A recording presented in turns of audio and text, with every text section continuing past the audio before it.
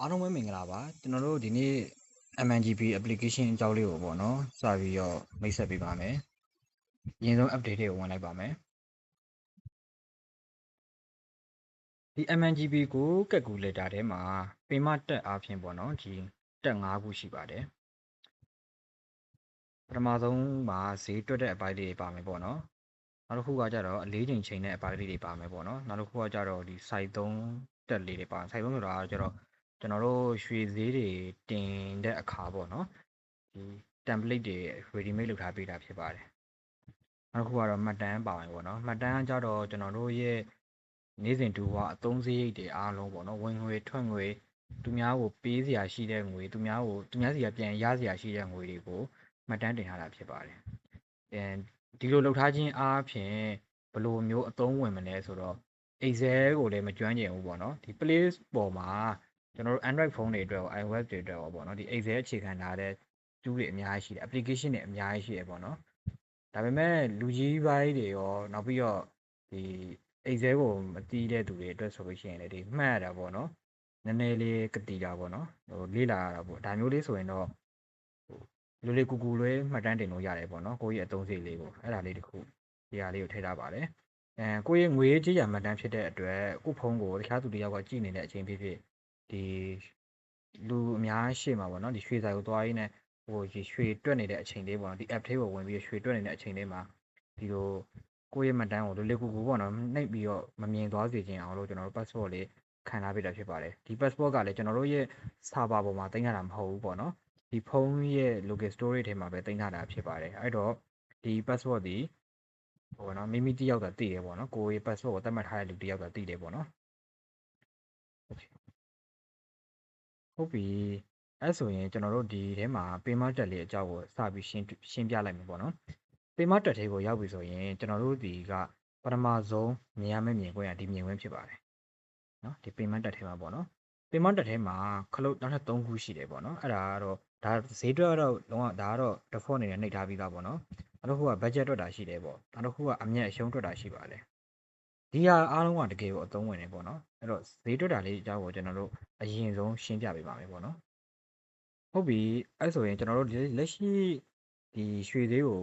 ထည့်ပေးရရင်ပေါ့နော်ဒီနေ့ရဲ့ပေါက်ဈေးပေါ့နော်ဒီနေ့ပေါက်ဈေးကကျွန်တော်နမူနာအနေနဲ့390ကိုပဲထားပြီးတွက်ပေးမယ်ပေါ့နော်လက်ရှိပေါက်ရတယ်ကျွန်တော်လည်းလိုက်မမီသေးဘူးပေါ့နော်နမူနာအနေနဲ့390ကိုထားတွက်လိုက်ပါမယ်အဲ့တော့လက်ရှိပေါက်ဈေးကိုကျွန်တော်390ကို MG1 ဈေးကိုကျွန်တော်တခါလေး default အနေနဲ့ထည့်ထားတာပါ MG1 ဈေးကိုရွေးထားပါတယ် MG1 ဆိုတာအားလုံးလည်းအခုလောက်ဆိုသိနေလောက်ပြီပေါ့နော်ကျွန်တော် granching စနစ်မှာဒါစနစ်ဟောင်းဈေးနှုန်းဖြစ်ပါတယ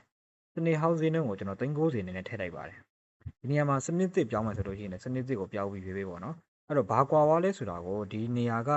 dashboard လေးကိုတစ်ချက်လောက်ကြည့်ပေးစေချင်တယ်ပေါ့နော် MG1 MG5 ရွေးလိုက်ချိန်မှာဒီမှာဘယ်ဘက်ကျမ်းမှာစနစ်ဟောင်းဆိုတဲ့ dashboard ရှိတယ်ညာဘက်ကျမ်းမှာကျတော့စနစ်သစ်ဆိုပြီးတော့ဈေးနှုန်းရှိရပေါ့နော်အဲ့ဒီမှာကျွန်တော်တို့ MG1 လို့ရွေးတဲ့အခါမှာဘယ်ဘက်ကျမ်းက MG1 ဒီ390ဖြစ်တဲ့အချိန်မှာညာဘက်ကျမ်းကစနစ်သစ်ဒီ88သိန်း5000ဖြစ်တယ်ဆိုပြီးတော့ auto တွက်ပေးထားပါတယ်အဲ့တော့ဒီအခုထည့်ထားတဲ့ဈေးနှုန်းဒီ MG1 ဈေးမဟုတ်ဘူးငါထည့်တဲ့ဈေးက MG5 ဒီစနစ်သစ်ရဲ့ဈေးဖြစ်ပဲဆိုလို့ရှိရင်ဒီနေရာမှာစနစ်သစ်ရဲ့ဈေးက390ဖြစ်နေတဲ့အချိန်မှာစနစ်ဟောင်းရဲ့ဈေးက93သိန်း5000ဆိုပြီးတော့ auto ပေါ့နော်တွက်ချက်ပေးတာဖြစ်ပါတယ်ဒီတွက်ချက်မှုတွေကအတိအကျမှန်ကန်ပါတယ်ပေါ့နော်အဲ့ဒီမှန်ကန်တဲ့အကြောင်းကိုလည်းကျွန်တော်နောက်ထပ်ဗီဒီယိုတစ်ခုမှာအလင်းတင်တယ်လို့မျိုးကျွန်တော်ဒီ calculator နဲ့ formula နဲ့ရှာတွက်ပြပြီးတော့ဒီ dashboard တွေကဟာနဲ့တိုက်ပြီးတော့နှိုင်းယှဉ်ပြီးပြရင်ပေါ့နော်လောလောဆယ်ကတော့အရင်ဆုံး app အကြောင်းလေးကိုဘာတွေပါလဲဆိုတာလေးကိုအကြံမြင်မိတ်ဆက်ပေးတာဖြစ်ပါတယ်နောက်ကိုအောက်ကိုနည်းနည်းဆွဲလိုက်ပြီဆိုရင်ဒီနေရာမှာရွှေအည်သွေးပေါ့နော်ရွှေအည်သွေးကကျွန်တော်ဟိုအောက်ဆုံးမှာ10ပဲရည်လေးထည့်ထားတယ်ပေါ့နော်တွဲကေလေးထည့်ထားပေးပါတယ်ဒီဟာတဲကကျွန်တော်တို့ဒီဘာရွှေကိုတွက်မှာလဲငါက14ပဲနှစ်ပြားရည်တွက်မယ်ဆိုရင်14ပဲနှစ်ပြားရည်ကိုရွေးပေးလိုက်ပါကိုယ့်ရဲ့ရွှေကအပြင်ဆက်လားအတွင်းဆက်လားဆိုတာလေးကိုအောက်မှာရွေးပေးလိုက်ပါနော်16ပေးရဆိုလို့ရှိရင်ရွေးလို့မရဘူးပေါ့နော်16ပေးရဆိုရင်အပြင်ဆက်အတွင်းဆက်ပေါ်မလာပါဘူးတခြားရွှေရည်ဆိုမှသာအပြင်ဆက်အတွင်းဆက်ပေါ်လာပါတယ်အောက်ကိုနည်းနည်းဆက်ဆွဲလိုက်ပြီဆိုရင်ဒီနေရာမှာတိကျဈေးနှုန်းဖြစ်တွက်မည်ဆိုတာရှိပါတယ်ဒါလေးကိုတစ်ချက်ဖွင့်ကြည့်လိုက်မယ်နော်အဲ့တော့ဒီနေရာမှာဈေးနှုန်းထည့်စရာတစ်ခွက်ပါလာတယ်အဲ့တော့ဒီဟာဘာလုပ်ပေးရလဲဆိုတော့ကျွန်တော်တို့ဒီအပေါ်က dashboard ကကြတော့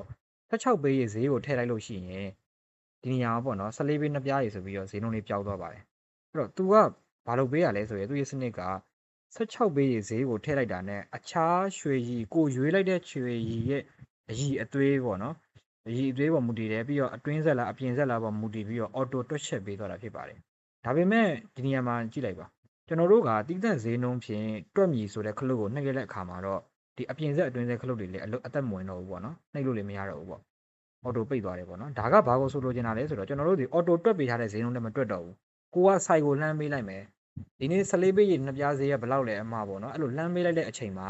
ဆိုင်ကနေပြီးဟာအမ14ပေးနှစ်ပြားဒီလောက်ရှိတယ်ဆိုပြီးလှမ်းပြောလိုက်တယ်ဒါဆိုကိုကလှုပ်ချင်တာ14ပေးရလှုပ်ချင်တာလေနော်14ပေးလှုပ်ချင်တာဖြစ်တဲ့အတွက်ဆိုင်ကပြောတဲ့ဈေးကိုဓာတ်ရိုက်ထည့်ရတယ်ဆိုပေါ့ auto မတွက်တော့ဘူး auto တွက်လို့ရှိရင်ဒီဒသမကိန်းအစွန်းလေးတွေပေါ့နော်ဟို routing တွေရှိတယ်ဒီမှာဆိုကြီးရ85ခုနေရှိရပေါ့နော်အဲ့နေရာမှာဟို82သိန်း3000လေးဖြစ်သွားနိုင်တယ်ပေါ့ဒီနေရာလေးပေါ့82သိန်း3000လေးဖြစ်သွားနိုင်တယ်ပေါ့ဆိုင်ရဲ့သမားကကြတော့အဲ့တော့အဲ့ဈေးကိုကိုကဓာတ်ရိုက်ထည့်ကျင်တယ်ဆိုလို့ရှိရင်အဲ့လိုမျိုးဓာတ်ရိုက်ထည့်တဲ့နေရာလေးဖြစ်ပါတယ်ဒါဆိုရင်ဒီမှာထည့်တဲ့ဈေးသည်အောက်ကတွက်ချက်တာကိုဒီရဲ့ဈေးကိုယူတွက်သွားမှာဖြစ်ပါတယ်အဲ့တော့ကိုက15ပေးရထည့်မယ်ဆိုလို့ရှိရင်ဒီနေရာမှာ15ပေးရဈေးကိုထည့်ရမှာတယ်16ပေးရဈေးကိုတော့ထည့်လို့မရဘူးပေါ့နော်ဒီနေရာမှာရွှေရွေးတာတွေပါတယ်လေဟိုအဓိကမဟုတ်တော့ဘူးပေါ့နော်ကိုထည့်တဲ့ဈေးသည်အဓိကဖြစ်သွားတယ်အဲ့တော့ဒီခလုတ်လေးကိုပြန်ပိတ်လိုက်ပါမယ်ဒီခလုတ်လေးကိုပြန်ပိတ်လိုက်ပြီဆိုရင်ကျွန်တော်တို့အပေါ်ကလုပ်ထားတဲ့အတိုင်းပေါ့နော်16ပေးရဈေးပေါ်မူတည်ပြီးတော့14ပေးနှစ်ပြားရဈေးသည်စနစ်သစ်က82သိန်း2800ပေါ့နော်စနစ်ဟောင်းက83သိန်း6000ဝန်းကျင်ပေါ့နော်အဲ့လောက်ကိုကျွန်တော်တို့ကဒီအောက်မှာတွက်သွားမှာဖြစ်ပါတယ်ဟုတ်ပြီကျွန်တော်တို့အလေးချိန်တွက်တဲ့အခါမှာပြပေးရေးစနစ်နဲ့တက်မှာလား grand စနစ်နဲ့တွက်မှာလားဆိုတာကိုလည်းပြောင်းလဲပြီးတော့အသုံးပြုလို့ရပါတယ်โอเคကျွန်တော်တို့ချက်ပေးရေးနဲ့ပေါ့နော်အလေးချိန်တစ်ခုတွက်ကြည့်ရအောင်ပေါ့နော်ကျွန်တော်တစ်ချက်တစ်ပဲတရွေးကိုကျွန်တော်တွက်ကြည့်လိုက်ပါမယ်အဲ့တော့အရောတွက်ကလည်းတစ်ချက်တစ်ပဲပေါ့နော်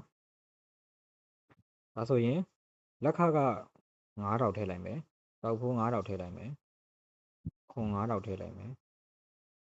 အခြားကုန်ကြစရိတ်ပေါ့နော်အခြားကုန်ကြစရိတ်ဆိုတာကကျွန်တော်တို့ရွှေသွားဝယ်တဲ့အချိန်မှာကိုယ့်ရဲ့လမ်းစရိတ်ကိုဒီရွှေထဲမှာထည့်တွက်ကျင်လားကုန်ကြစရိတ်ကိုပြောတာပေါ့နော်ဒါမှမဟုတ်လေရွှေဆိုင်ကနေပြီးတော့အလားထည့်တဲ့ရွှေဘူးလေးတွေကိုဝယ်လာခဲ့တယ်ဆိုရင်အဲ့လိုကုန်ကြစရိတ်လေးတွေကိုထည့်ကျင်တာပြောတာပါအဲ့တော့9000ထည့်လိုက်မယ်တော့တွက်ချက်မယ်ခလို့လေးတစ်ချက်နှိပ်ပေးလိုက်မယ်ပေါ့နော်ဒီမှာဆိုရင်ဒါစုစုပေါင်းကုန်ကြငွေက94သိန်း9000ပေါ့နော်အဲ့လောက်ကျတယ်ဖြစ်ပါတယ်အဲ့တော့ဒီနေရာမှာစာလေးရေးထားပေးပါတယ်ဒီတန်ဖိုးဒီဖော်မူလာအရာအတိအကျတွက်ချက်ထားတာဖြစ်ပါတယ်ဒါကြောင့်မို့လို့ဆိုင်ရဲ့နီးစက်ရကဏ္ဍလေးတွေပေါ့နော် routing ယူရတဲ့အားလေးကိုကွာခြားနိုင်တယ်ပေါ့နော်ဒီနေရာမှာ94သိန်း9000လို့ကြားတယ်ဆိုပေမဲ့94သိန်းလေးဖြစ်နိုင်တာပဲပေါ့နော်ဘာကြောင့်လဲဆိုတော့ဆိုင်က9000ကိုအဆုံးလွှဲလေး short ပေးလိုက်တာမျိုးတော့ပါအဲ့လိုမျိုးလေးကောက်ဖြစ်နိုင်တယ်ပေါ့နော်အဲ့တော့ဒီဘက်မှာယခုတွက်ရှိသောအလေးချိန်ကတစ်ချက်တစ်ပဲတစ်ရွေးဖြစ်ပါတယ်စနေဟောင်းရဲ့ grand ကိုလည်းပြထားပါတယ်စနေသစ်ရဲ့ grand ကိုလည်းပြထားပါတယ်အရောတွက်ခြေချိန်ကလည်းတစ်ပဲတစ်ရွေးရှိပါတယ်အရောတွက်ရဲ့စနေဟောင်းစနေသစ် grand ကိုလည်းပြထားပေးပါတယ်အဲ့တော့ညာဘက်ရမ်းပါဆိုကြားတဲ့ငွေကရွှေဘိုးအသတင်ကြီးပဲ88သိန်း9000ဝန်းကျင်ကြပါတယ်အရောတွက်က9သိန်းနဲ့9800ကြပါတယ်လက်ခ9000ကြောက်တက်ဖုံး9000အခွန်ဝင်9000အခြားကုန်ကြစရိတ်9000ပေါ့နော်ဒီနေရာမှာအသေးစိတ်ကြည့်ဖို့တစ်ချက်နှိပ်လိုက်မယ်ဆိုရင်တစ်ချက်သားဈေးကကျွန်တော်တို့ဒီ82သိန်း2800နဲ့တွက်ခဲ့တာဖြစ်ပါတယ်82သိန်း2000နဲ့တွက်ထားတာဆိုလို့ရှိရင်ကျွန်တော်တို့ဒီဘေးဈေးနှုန်းနဲ့တွက်ထားတာလေဆိုတော့ဒီမှာစနစ်ဒီမှာ MG5 ကိုရွေးတာဖြစ်တဲ့အတွက်ကျွန်တော်တို့ဒီစနစ်တစ်နဲ့တွက်ထားတာဖြစ်ပါတယ်အဲ့တော့ရွှေရီက14ပေး5ပေး14.5ပေါ့နော်ဒီ14ပေးနှစ်ပြားကြီးပေါ့နော်နောက်ပြီးတပဲစားဈေးကဘယ်လောက်ပေါ့နော်တရွေးသားဈေးကဘယ်လောက်ပါဆိုပြီးတော့တခါတည်း auto တွက်ပြထားတယ်ပေါ့နော်ဒီနေရာမှာအသတင်ပြန်ရနိုင်ခြေကကျွန်တော်အသတင်ပြန်ရဖို့အတွက်ဆိုလို့ရှိရင်ကျွန်တော်တို့လက်ခအရွက်တွေကိုဖြော့အောင်ဖြစ်တဲ့အတွက်အသတင်နဲ့ကြောက်ချင်ကိုပဲပေါလို့ရတယ်ပေါ့နော်အဲ့တော့အသတင်နဲ့ကြောက်ချင်ကိုပေါရတဲ့အတွက်ကျွန်တော်တို့ပြန်ရနိုင်ခြေက88သိန်းဝန်းကျင်ရှိပါတယ်စုစုပေါင်းဆုံးကျုံးတဲ့ဈေးကတော့9သိန်း9000ဝန်းကျင်လောက်ကိုဆုံးကျုံးနိုင်တယ်ပေါ့နော်ဒါလေးကိုလည်းတစ်ခါလေးတွက်ပြထားတာဖြစ်ပါတယ်ဒီအောက်ကိုနည်းနည်းပြန်ဆွဲချလိုက်လို့ရှိရင်စရင်ပေါက်တွက်မယ်ဆိုတာရှိတယ်ပေါ့နော်ဒီဟာလေးတစ်ချက်နှိပ်လိုက်မယ်ဒီစရင်ပေါက်တွက်မယ်ဆိုတဲ့ဟာလေးနှိပ်လိုက်ပြီဆိုရင်ဒီနေရာမှာစရင်လေးတစ်ခုတက်လာပါတယ်ဒါကခုနကကျွန်တော်တွက်လိုက်တဲ့စရင်ဖြစ်ပါတယ်နော်ခုနကကျွန်တော်တွက်လိုက်တဲ့စရင်ဖြစ်ပါတယ်အဲ့တော့စရင်ပေါက်တွက်မယ်ကဘာကိုဆိုလိုချင်တာလဲဆိုတော့ကျွန်တော်တို့ဒီစရင်ပေါက်ထည့်မယ်ဆိုတော့နှိပ်တယ်ပြီလို့နော်ပြီးလို့ရှိရင်အစိကပြန်တက်မယ်ဆိုလို့ဟာတစ်ချက်နှိပ်လိုက်မယ်ဒါစရင်အပေါ်ကစရင်ကိုရှင်းပြီးသွားပြီပေါ့နော်အဲ့တော့နောက်တစ်ခုထပ်တွက်မယ်ပေါ့နော်နောက်တစ်ခုက15ပဲရေအပြင်ဆက်ကိုကျွန်တော်တစ်ချက်တွက်လိုက်ပါမယ်ကျန်တဲ့ဟာမထည့်ပြတော့ဘူးပေါ့နော်အဲ့ဒါလေးကိုတစ်ချက်တွက်ချက်မယ်ဆိုတော့နှိပ်လိုက်မယ်ပြီးရင်ဒါလေးကိုလည်းစရင်ပေါက်တွက်လိုက်မယ် ဒါဆိုရင်ကျွန်တော်တို့ဒီ14 bit နှစ်ပြားရင်တက်ထားတဲ့စာရင်းလေးရပြီခုန15 bit တွေထည့်တဲ့ဟာလေးရပြီသူ့ပေါင်းဘယ်လောက်ဆိုတာလေးကိုပေါင်းပြီးတော့တွက်ချက်တာဖြစ်ပါတယ်ဒီဓာတ်ပုံကိုလည်းကျွန်တော်တို့သိမ်းမယ်ဆိုတော့နှိပ်လိုက်ရင်ဖုန်းထဲမှာပေါ့နော်ဒါလေးကိုသိမ်းသွားတာဖြစ်ပါတယ်ပေါ့နော်ဘယ်လိုပုံစံသိမ်းကျင်လဲဒီလိုပုံစံသိမ်းကျင်လားဒီလိုပုံစံသိမ်းကျင်လို့ရှိရင်လည်းဒီလိုပုံစံသိမ်းမယ်ဆိုတာဟာလေးကိုနားလည်ပေါ့နော်ဒါဆိုရင်ဒီပုံလေးကကျွန်တော်တို့ရဲ့ဖုန်းလေးကိုရောက်သွားပြီဖြစ်ပါတယ်โอเคပါကျွန်တော်တို့ဒါဆိုရင်နောက်ထပ်တက်တစ်ခုကိုနောက်ထပ်ဗီဒီယိုတစ်ပုဒ်မှာထပ်ပြီးတော့ပြပြပေးမယ်ပေါ့နော်အားလုံးပဲကျေးဇူးအများကြီးတင်ပါတယ်ခင်ဗျာ